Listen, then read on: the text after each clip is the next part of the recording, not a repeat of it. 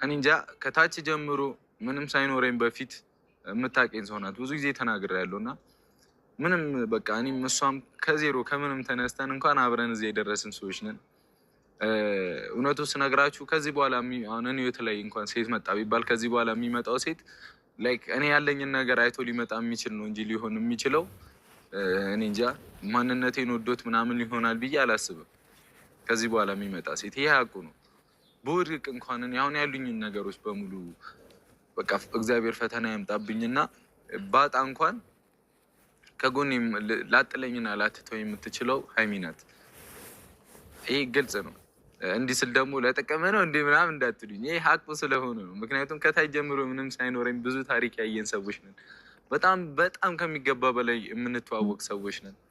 ከምታስቡት በላይ እኔ እንጃ። እኔ አልዋሻችሁም መብራህን በጣም መጥፎ በጣም ከባድ ጸብራ ውስጥ ተጣልተን እናውቃለን። በጣም በጣም ከምታስቡት በላይ እኔና ሀይሚ ማለት ነው። ግን በነገው አብረንን ማርያምን ነው የምላችሁ ላይ እስከ መለያየት የሚያደርስ ጸብ የምር በቃ አለ አይደለ?